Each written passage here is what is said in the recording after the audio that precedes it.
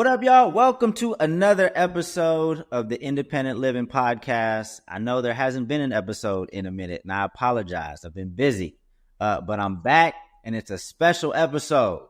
I got my guy, Big Jah, in the building. Big Jah, what's going on, man? What's going on, bro? It wasn't always Big Jah to me. He used to just be Jahdai Pickett. Yeah. And we didn't coordinate this. We just happened to be rocking Cal at the same time. Hey, I figured, I had to, damn, this is how it worked. I didn't even know. I was about to do a podcast with my brother, man. So I said, let me go ahead and put on where it all started at. You know what I mean? Yeah. So I've been rocking with Jah since, so he was a year behind me at Cal. So yeah, in 99 is where we met. Always cool. Didn't really kick it tough, you know. But we had closer mutual friends. That's crazy. Yeah, but kept in touch. I eventually started a record label in 2008. Didn't do well out the gate, but started doing well in like 2011, 2012. And I circled back with Jah because I know that he was doing security or was doing security for different venues, I believe. Right. And then brought him on to work with him more closely. But we've been rocking for a long time, bro. I don't even like to do the math anymore. That's how old we get. Hey, I get a headache. But for those that don't know, so this will be the first episode where it's an interview with not a musical artist. Independent living in my mind has always been independent creators building businesses. Obviously, independently, you fit that category. I just haven't had the opportunity yet to bring on anybody that wasn't a music artist, and this is long overdue. Right. And for people that don't know, I actually managed Jah, been working with you in that capacity since when?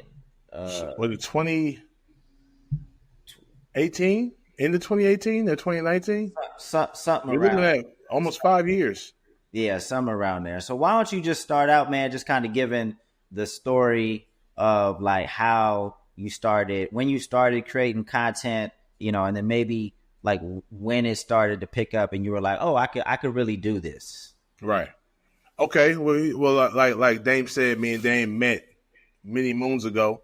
I went to school for filmmaking. I played football in college. So I studied film. I studied film in college, graduated with a film degree back in, many moons ago, once again, 2000 and I want to say 4. And after that, I was just odd jobbing it. You know what I'm saying? I had a job fresh out of college with shout out to my boy Lamont Snare. And I had a job at an elementary school, like being an after school program leader. That was that. And then I did that for some time. And then I ended up becoming a personal trainer. You don't go to, I play football, so I didn't go to the NFL, but a lot of guys go into like sport, medicine and or personal training. They go into doing security. They go into real estate. They go into any kind of thing that kind of, for one, can make money, like not necessarily like an NFL player or an NBA player, but like at least some type of money. So they go into real estate, or they stay in athletics, going to coaching, going to training, stuff like that. So I was going into the training route. Yeah. Why didn't you jump right into film stuff right after school? Man, I was just trying to play football. So in my mind, I was like, all right, I'm done playing. I'm done playing ball. I just graduated. Let me try to work out, stay in shape, and maybe I can get a workout somewhere. And at the time, arena ball was real popping. You know what I'm saying? Yeah. So I didn't have a great college career in college, so it wasn't like I had agents knocking down my door trying to represent me to get to the NFL. So I'm thinking maybe a few of my buddies didn't get to the NFL, but they got into the arena ball.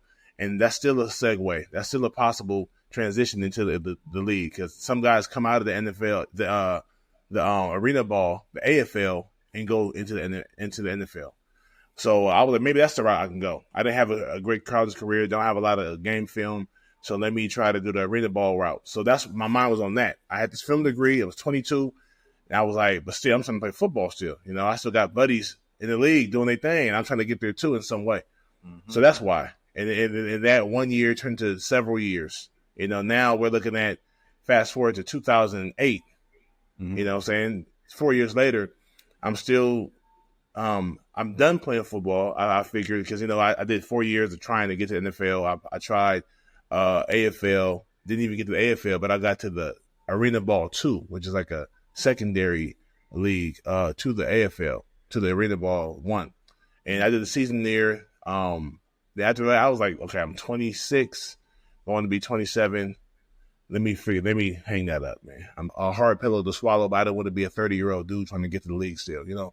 Right. So I moved back to LA. I'm still training. I transferred gyms. I'm still personal training down there in Hawthorne. And then I started doing stand-up comedy. You know, my auntie told me about a spot in shout out to the Comedy Union out there on Pico and La Brea. She was like, this is a comedy club. You should go check it out. Because I've always been silly. She know I had aspirations to do comedy. So she's like, hey, this is a spot. I went down there after a couple of weeks of just going down there just to look. I started hopping on stage. That's about 2009. Okay. And I remember, that's crazy. We ran into each other again around 2009, 2010, I want to say, because you was getting Funk Volume off the ground, and you was like, well, how can I? You was always thinking about how to expand, how to fuse comedy and music together. And so you saw me on stage one time. You came out. I remember. I think you came out with Swizz. I want to say, was it your pops too? Yeah, your pops. That's what it was. Yeah. This is way back then. And shout out to Pops. And so that's what and you gave me opportunity to like kind of like use my comedy to. I think I did like a hosted like a chat one day. Y'all had a show at the Green Room. Is that what it's called back in Hollywood? I can't even. Yeah, remember. Green something. Yeah. Although I think it was on Vine though. You had a show. That's crazy. I remember the show. It was a decent show, but it wasn't like it ended up being. You know what I'm saying? Like it wasn't the kind of crowd that was a release party for Hobson's Raw album. I might have been. So. I think it was. I think so. And I was hosting. I forgot about that. Nah, yeah. That was before we really got together and really started working together. Because I want to say that was 2009, 10 or something like that. No, it was after 2009 or 10. But yeah, so that was our first experience working together. I did a couple things with you, and then you did your thing, I did mine. And then back in 2014, I had just finished film school. I went back to film school. I went to the New York Film Academy to do a program just to see in the 10 years since I graduated what's being taught now, if I need to brush up on anything. Mm-hmm. You know, just to get back into the game. I was like, I need to get back into my field. This is what I know. This is what I went to school for. Let me get it going. And I was 2014. I did that program, and it was like I literally graduated from that program.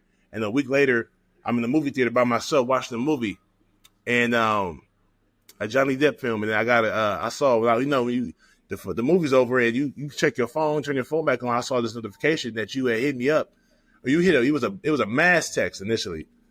I looking for off-duty cops, retired police officers, or just people with security experience, looking for a tour security guard, a tour bodyguard. And I was like, all right. So I think I responded in the chat, and then you was like, you called me personally, and we talked on the phone in the theater. I was still in the theater. People was leaving, and you tell me what you wanted, and I was like, man, I don't know about leaving the house. Leaving LA, I had just got back into film stuff. I had just did a short film, and I was the best one in my class and everything. And then here's the homie talking about going on tour. And I was like, At first I was like, nah, that sounds like a cool thing to do, but I'm kind of done doing security, and I'm trying to get into my film stuff. And then I just talked to God about it, man. I just really prayed about it, and I was like, this is a random opportunity, a random situation. You might want to. It might be here for a reason. You might want to at least check it out, try it out. And he even said, "You will try it out. Y'all just go to Oregon for a weekend." You know what I'm saying? And to do like 2 shows or something like that. Just see if you like it, see if y'all bond, or see if you and me and Dizzy at the time would be cool. And so I did it. And of course we clicked instantly at the time. And then 4 years later, I've been doing. I think I did security for the next 4 years. And it was a great experience, and it also helped me with my entertainment too. Just being around on a bus for days and days and hours and months around all this creativity, and it just definitely sparked a lot of inspiration to me. Yeah, too. Nah, I mean, and shoot, our shows is pretty easy to do. There's not really that much drama going on. It's really Oh yeah, that was another issue too. That was another thought. I said, I don't know this Dizzy dude. Let me just start looking at this music. I said, I know he's from Vegas. I said, oh, he tatted up. He looking like. I said, oh, what's this dude? What's his angle? Because I don't want to be out here. You know what I'm saying, carrying weapons and stuff like that. right. That's not the kind of security I want to be. Some people that make a living out of doing that, and all praise to them. That ain't what I want to do. You know what I'm saying? Right. But that wasn't the energy of the record label. Nobody on the label was that. Not from you to even Hobson to Diz, Jaren, Swizz. Nobody was on that type of time. So it was I was more crowd control than anything. Yeah. And I know there will be people watching this that don't normally watch the Independent Living podcast, so they may not be familiar with me and kind of Funk Volume, but used to have a label, obviously, like Josh said. But I was always thinking of ways because I knew you were talented, knew you were funny. I wanted to include you, and unfortunately, the label came to a pretty embarrassing crash and burn in 2016.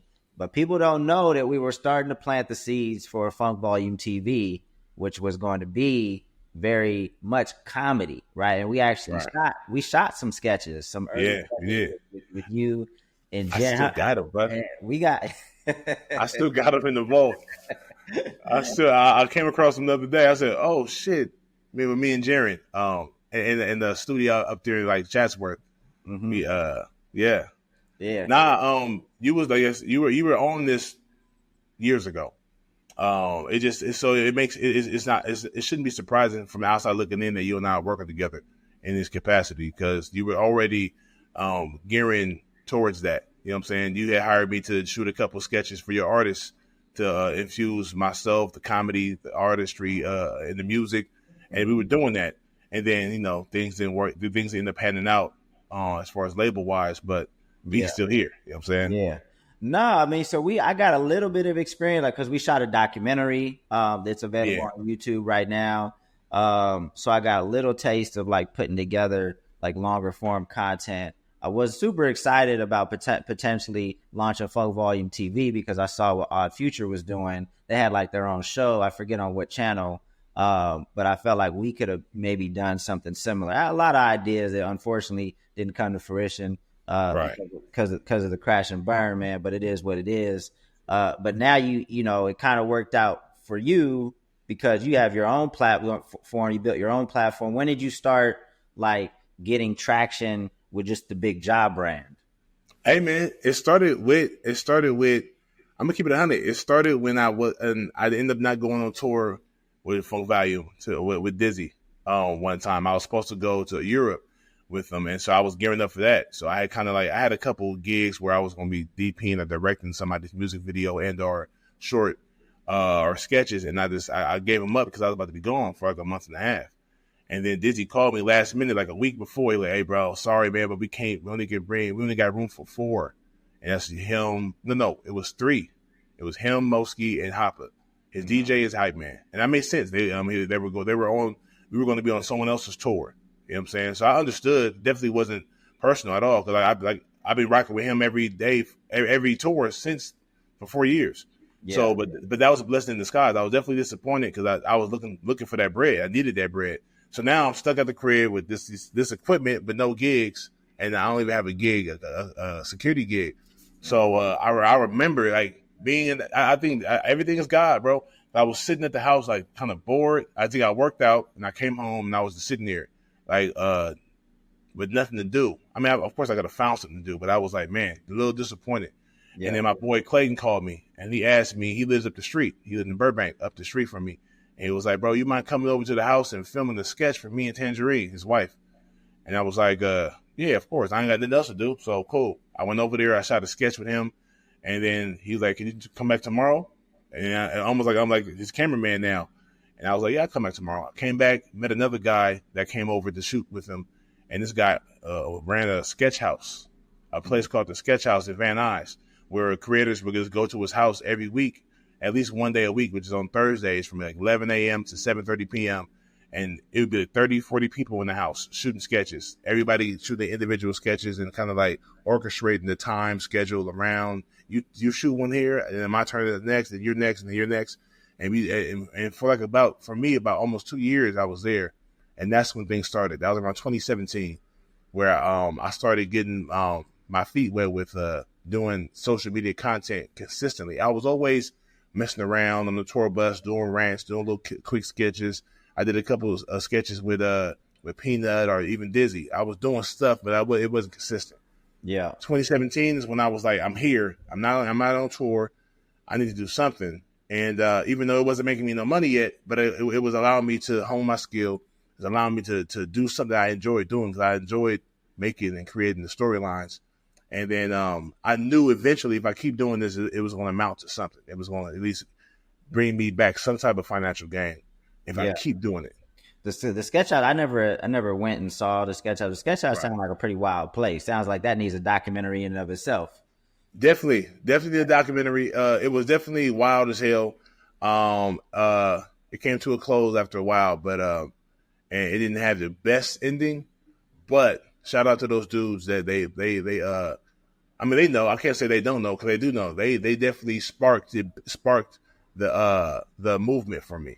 You know, being able to go there and create and have people there to create with, that helped me a lot. That motivated me to keep going. So at that point, I was a full-time content creator starting in February, probably April, March of 2017, and I ain't stopped since. So I've been going strong. Like this is my full-time job.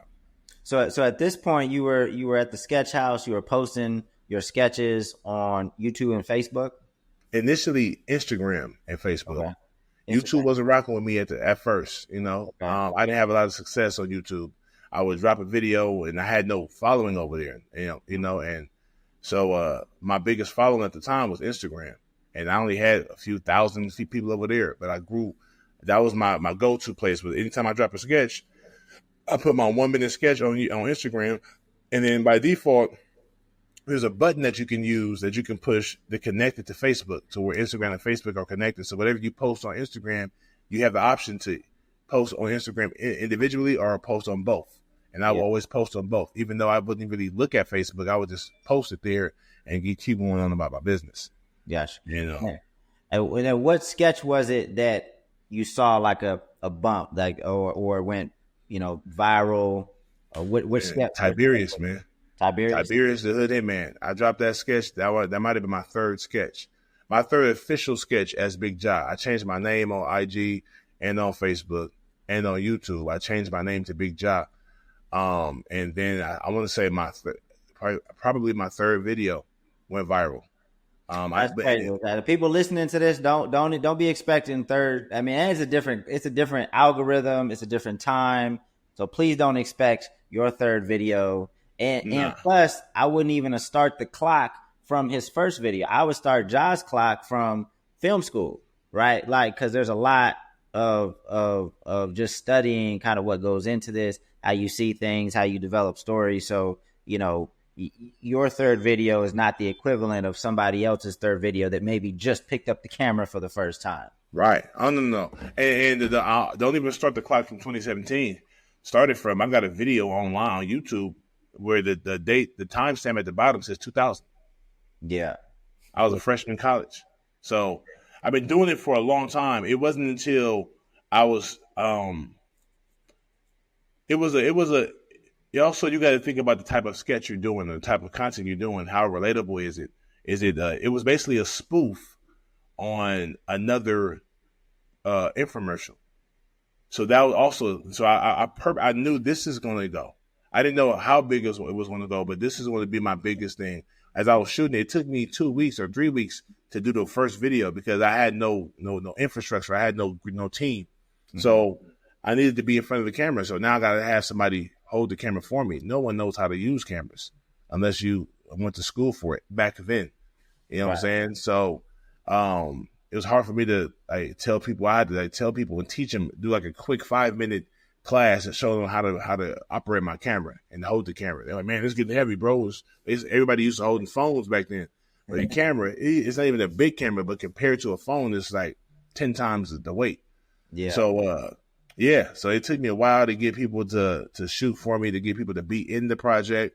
A lot of people who were in that first episode of Tiberius, I know them, but I don't know them. Meaning like they're not even around anymore because we weren't even friends. They were guys I met at the sketch house that were cool enough and was gracious enough to, to work with me basically. Cause I knew nobody initially, so shout out to those dudes. So from the Tiberius sketch, did all the sketches after that, you started to see a lift in views, or did it take another, some odd videos before you saw another bump?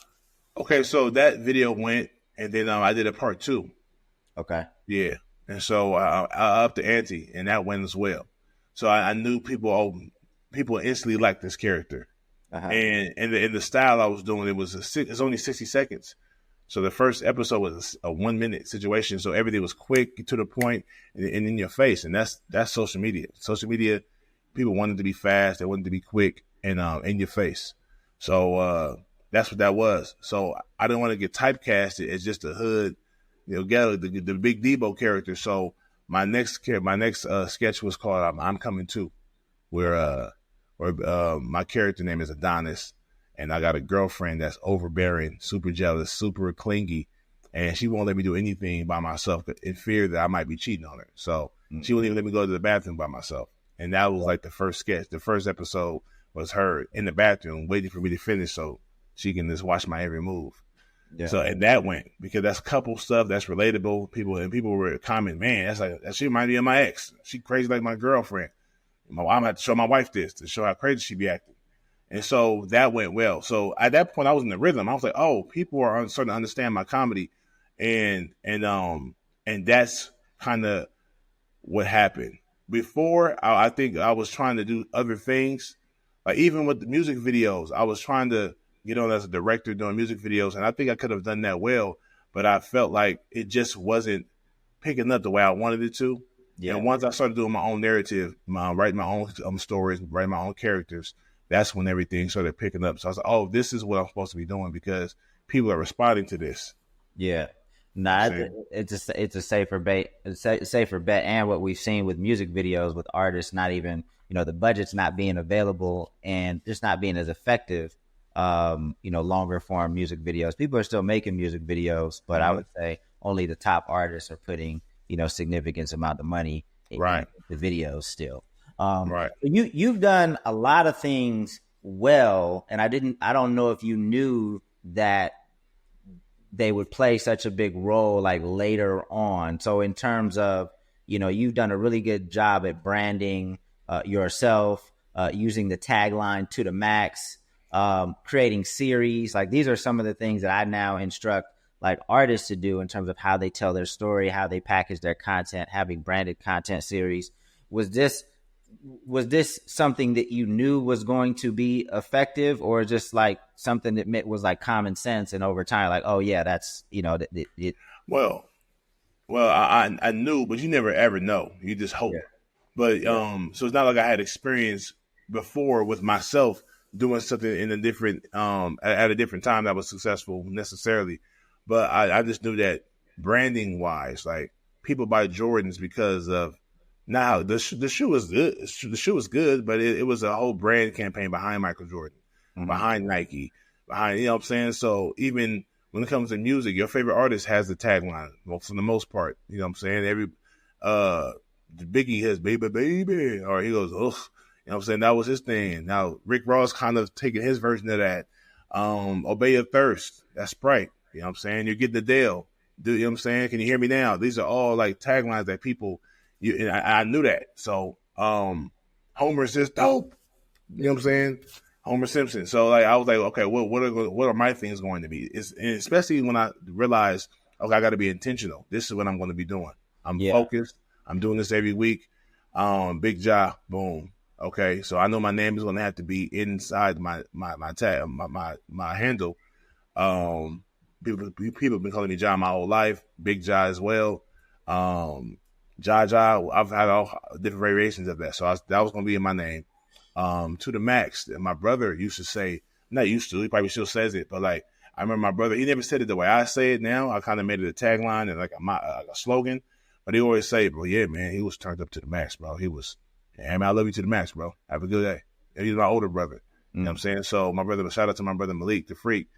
So I took that phrase to the max and I shouted to the rooftops. Yeah. So there's a lot of things. So I would say, in addition to, because there's a lot of things that you do that like make your content you, right? So to the max is how you end every sketch. So at the closure of a sketch, it goes to the max for people that aren't familiar. The names that you use in your sketching are very unique. That's another thing that's a very Bigg Jah thing. Right. Or yams. I think kind of, I don't know if you coined the term or popularized it. I don't know who said it first, but you made it like that. That's kind of part of your brand. And I think for people watching this, like, people have to construct a similar world. I mean, obviously not take exactly what you did, but like, what are those elements that represent your craft, right? So people can come to know, because we'll be walking down the street and people be yelling out to the max, right? Or when we're at, that was by design, So so all of that you're saying was by design, and you're kind of like seeing the bigger benefits of it now that you have like a bigger audience. Yeah, I wanted the brand and our slogan to precede me, or to be bigger than me. Supposed to be like, hey man, you they don't remember my name. You to the max. I'm like, yeah. And, I'm saying? I'm to the max. I'm saying? I mentioned to the max for sure. So and I knew that I didn't know, but I was hoping this could work. I expected people to look at me and be like, they might not know my name, but they know my face and they know what I'm about. They know, and to the max is, I'm doing everything to the max. Yeah. So that was by design for sure, and blessed enough for it to actually materialize.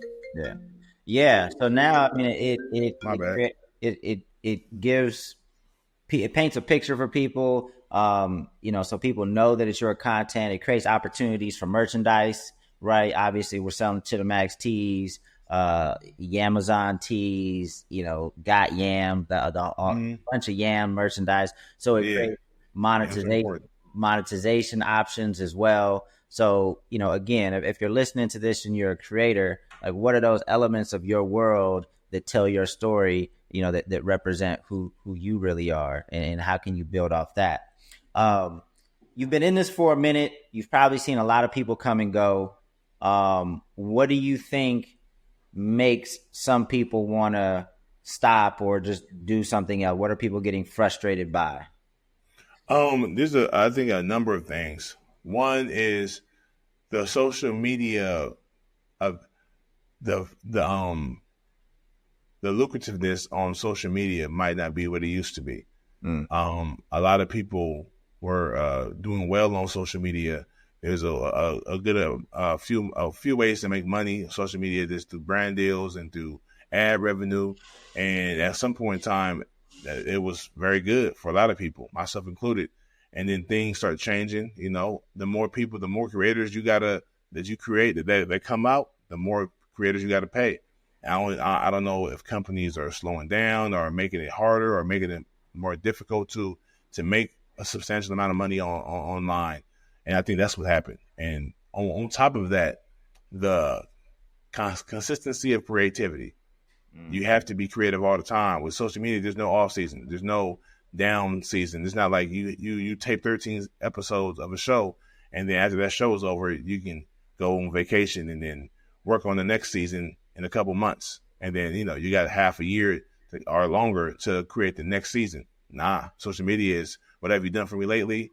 That was a great show. Win season 2. Right. Oh, that was great. Season 4? That was great. We're in season 5. Right. You know what I'm saying? Right away. Before season 3 of The Lesbian Homie was over, they were asking for season 4. And I'm like, bruh. You know what I'm saying? So that can be daunting. That can be very frustrating for people, especially when you're not seeing the revenue that you need or want to provide for your family and stuff like that. So sometimes it can get rough. So sometimes people are just lazy, and sometimes people, like, the funds or the resources start to run out, and then you got to try to pivot and do something else, So yeah, I think that those are a few things those are some of the things that happen to have people quit. Nah, because this is not easy. Just want to let people know it's not easy, right? Because these algorithms. I know people always complain about the algorithms, but they want consistency. They want consistency, and if you can't provide that, they're gonna kind of slap you on the wrist, you know, and limit your reach. And it's gonna be hard to kind of get your momentum back. So, you know, can you stack up content for days where you don't feel like creating or don't have a new idea? How do you make sure we're actually in that position right now, right? Like we just finished the Lesbian Homie 4. Yeah. So we were dropping videos consistently on YouTube every week because we had been successful doing it too. And we ran it up, and now we're kind of in a position where, you know, we don't really have anything. So the algorithm's probably gonna slap us on the wrist again. You know, you were doing good for 10 months and for 10 weeks. What happened? Oh, you gonna slow up? Yeah. So I mean, honestly, just so you know, I'm working on something to where it's not gonna slack. If it does drop, we're gonna get it back. I got a series coming out that's not gonna be as produced as Lesbian 3. It's gonna look good though. It's gonna look professional. It's gonna be a dope show. But I gotta feed the fans, feed the supporters, and feed the algorithm, and with something that I'm going to enjoy. So it might not be coming out this coming Tuesday. I would love to. The goal was to drop an episode today. I can drop something today though. I do have something to drop. No. But as far as a series, we're working on that, and y'all stay tuned. It's coming soon. It's coming within the next few weeks. So just to let people know, like one of the ways that we combat that a little bit is we now have a pretty large email list.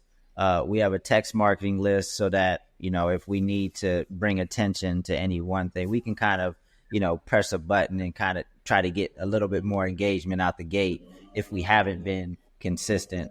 You know, we're typically sending out emails anyway, but, you know, having that direct communication with the fans is somewhat of a safety net, you know, for times when there is a slowdown in content. So I don't know how much you want to talk about, because ultimately the end goal is television and film, right? Like what's the end goal for, what's your ideal situation? If you could work with anybody right now and you can have a show on any platform, who would you work with and what platform would it be on? Honestly, man, I would love to be on HBO or Stars, or Netflix, or Hulu, you know, Paramount, Peacock. I'm cool with that. But I you know my comedy, my style is kind of raw. So whichever platform I could be myself at, be my raw self at, that's where I want to be. And I would love to do a TV show that lasts for 5 seasons, you know, or more, you know, or be able to put out a couple movies a year, like, you know. And I know the movie as a kid, I've been having the dream since I was a boy. So my dream was to always have movies in the theater to where I can go and I went to go watch Friday, you know, or I went to go see Juice in the theater. I would love for people to come see my movies in the theater as well. Now, you know, I know the time has changed now, so I'm in the theaters all the time, and they're never that full because of, you know, the pandemic and some of these streaming sites now. You can watch a movie that comes out in the movie theater today. You also can watch it on Max, you know. Yeah. So either way, you know what I'm saying, if it comes out on Max, that's fine. I just want the world to see it. You know, in the perfect world, I would love to be an international director to where people from all over the country, all over the world, the globe, have seen my projects and enjoy them. So that's the goal, TV and film. I think the timing is perfect for you, man, because I feel like, and of course I'm biased, I'm on the team, but like I feel like movies have gotten to a place where like too many other things are influencing the actual story to the point where like we're not getting stories like we used to. You know, so like they might want to put an influencer in there because they cater to a different demographic, not because they're the best person for that role, but because they think that, you know, whoever will appeal to this demographic. Right. You know, or they'll just do remakes of movies because, you know, they think people want to see another Beverly Hills Cop or another House Party or whatever. You know, I think that like a golden era of movies is like the 90s and maybe the early 2000s. Right. You know, and I think that's a lot of your ideas I haven't read the script for the film that you guys put together, but I think it's more reminiscent of those times. Yeah, definitely. And like you said, people nowadays, the industry doesn't want to break a star anymore. They want the star to already be popular. They want the star with 1 million followers and that can put butts in the seats. And I get that from a business point, so I'm not mad at that at all. But when I watch movies like, I won't even say the name of the movie, but there's 7 influencers in the film, and the movie flops. Not because the 7 influencers aren't influential, because they probably got a lot of people to watch the movie, but it, excuse me, but not because of the lack of talent. But there's a difference between being a social media funny guy or funny woman and an actor. Yeah, that's going to push along a storyline. That's going to push along the dialogue. That's going to give you the performance you need for this scene. And a lot of filmmakers, writers, they're looking for the best actor. And the best social media person might be funny, but they might not be the best actor. And that's where I think we're losing the essence there. Sometimes you get lucky, and you got a social media star that can actually act, that can bring the character to life the way the director intended, and that works. But there's not a lot of Mark Lawrence's around. There's not a lot of Eddie Murphys, not a lot of Jim Carreys. You know what I'm saying? There's not a lot of Adam Sandler's. There's not a lot of, you know what I'm saying, like Tom Cruises and Brad Pitts and Edward Nortons and Jack Nicholson's. It's not a lot of those. They're acting wise, yes, but on social media, because we have to microwave our content so fast and bring out and keep everything consistent and the frequency of how we put out. Sometimes you cheapen the art by just putting out whatever, just throwing whatever at the canvas. And a lot of us social media guys do that, and I try to not do that. Sometimes I drop a sketch, to be honest with you guys, and I'm like, this isn't my best work, but I got to drop something, you know. And this is not because I don't care about the work or I want to cheapen the content. I don't. I want to give y'all the best. Every sketch I do, I want it to be the best. Every line, every page I write, I want it to be amazing. But sometimes when you have to create so much and so often, there's 365 days in the year, and some people are dropping every day. You got some people dropping 300 days out the year. You know what I'm saying? That's a lot of content, and you're gonna miss. As opposed to, like, imagine somebody making a song a day for 365 days. Some artists do that. Some of them songs ain't gonna be about nothing. Yeah. And sometimes you're like, damn, it's equivalent. Like, you ain't gonna miss. Like, if you throw a batter don't never hit 100% of the balls that he swings at. Yeah. So that's his life. So for anybody thinking to be perfect, you can't be perfect. You just got to be consistent and try your best to hone your creativity. And when you finally do something big like a series or a movie or a short film, make sure you put your real effort into it. Yeah. So we're working on a feature film. The whole crew is stupid. Obviously, the crew that you've been rocking with are going to be heavily in it. But if you could just pick, and this, you got unlimited budget, you could just pick another leading man and a leading woman to be in the whole crew is stupid, who would you reach out to? Damn, who would I reach out to? Yeah, that's tough because I'm the main characters are myself and Barry Brewer and Marlon Minks, and then we have other characters. Like we got Craig, and then we got Ken. So maybe not a lead, just a feature. It's a cameo. Who do we want a cameo to appear? I would love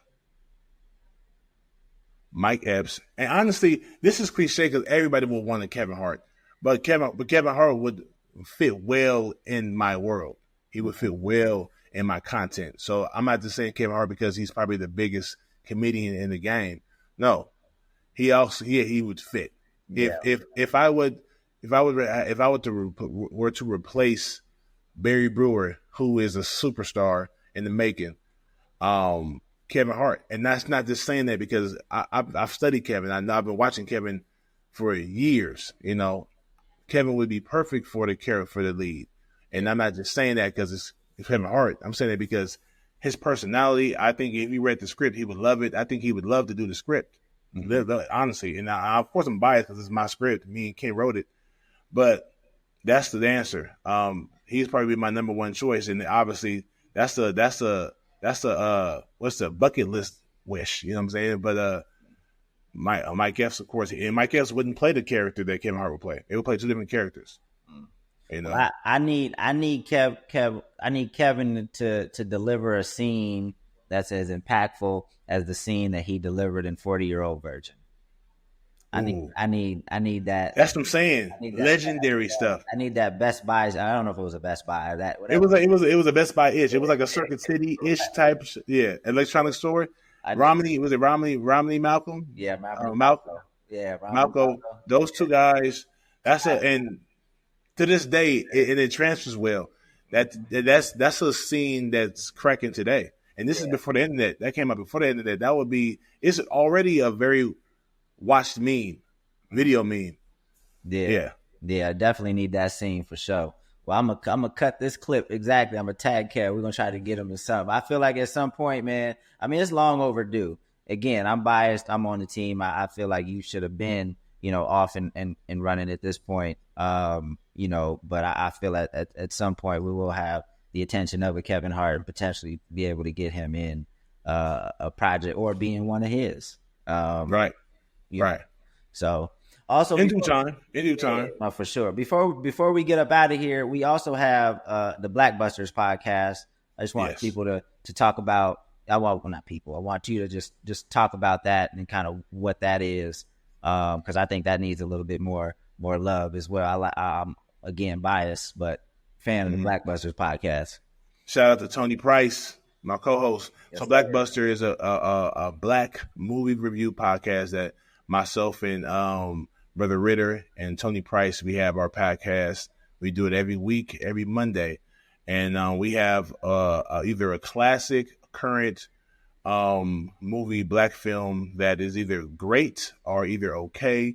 Regardless, we give it its flowers. Even if we didn't like it as much as the other, we're still getting talked about, and it's still giving our reasons and our critique. So, yeah, Blackbusters every Monday. Check out. It's called Blackbusters. Blockbuster, the video store, but say Blackbuster, and that's the name of the podcast. Look it up. Yeah. And please, we have over 100 episodes as of today, and y'all can check out. You got content to watch if you go over there. If you like movies like we do, and whether you agree with our takes or not, it's definitely, I think, an interesting conversation that we have every week with different films. Yeah, I mean, a lot of these films, a lot of young people haven't seen because these are films in the 90s, sometimes in the 80s. I'm not even in the 70s, but these are black films. But again, kind of going back to the earlier comments, a lot of them are very unique, and they're films that wouldn't be made today because the economics have changed. There's no more sales of DVDs. I feel like today you either have a small or modest budget, or you have like a Black Panther budget. So those middle market movies aren't really being made. So some of these stories aren't being told. So if you go back and watch some of these movies, I think people would really enjoy them. So Blackbusters is an opportunity to give these movies their flower, these actors, actresses, directors, give them their flowers. But the reason that I was excited about doing Blackbusters because I knew that it would like showcase a different side of you. Because a lot of people think that, these social media creators are all the same. You have gone to film school. There's depth, the way you think of, the way you're looking at things, the way you're directing things. You have a different eye for things, and not to say, hey, Jah's better, but it's different the way you approach social media as opposed to some people that are effective, but they're just kind of, using their cell phone and it's working for them, for their lane, for what they want to do. But our end is television and film. So, I want that to be noticed in the content you create, but also the perspectives that you're sharing, that's the path we're on. So check out Blackbusters every Monday, new episode. We just crossed our 100th. We did a 100th episode. We did Friday. And we just put out our 101st episode, which was Hollywood Shuffle. And I think we got Posse coming next, a bunch of other great black films. Any advice to folks that are starting today, or either starting now or just kind of just frustrated and haven't really gotten any traction yet? Ooh, Being frustrated, I've been there several times. I'll be frustrated now, honestly.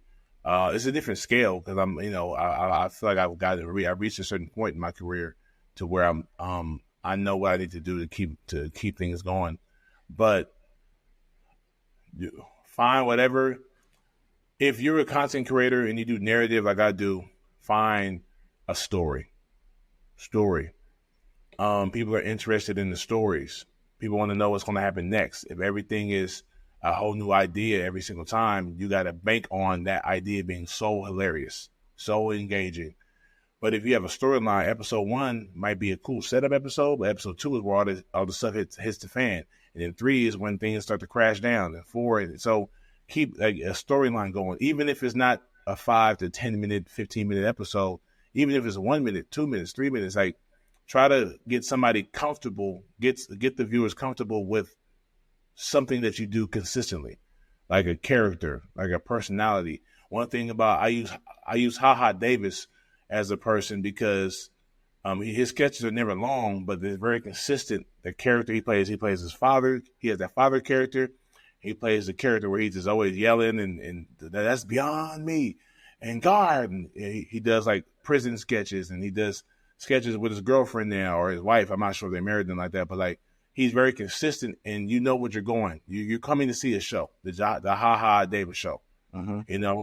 Desi Banks does a white and the black Air Force Ones. You know what you're getting when you come to him, and he diversifies. He does other things too, but that's one thing I want to see what he's gonna do next. Cause dealing with these black Air Force Ones, Country Wayne, he has taken over the game with his style of comedy. His style of shooting is very quick. It's one takes. But people have bought into the storylines, and he has various storylines now to where he's not even involved in the in the actual content. He's now producing it and getting other people producing. So for someone that's trying to get started or already started but still be at the stalemate or everything is moving slow, you got to tap into more of your creativity, and find a way to post consistently without burning yourself out.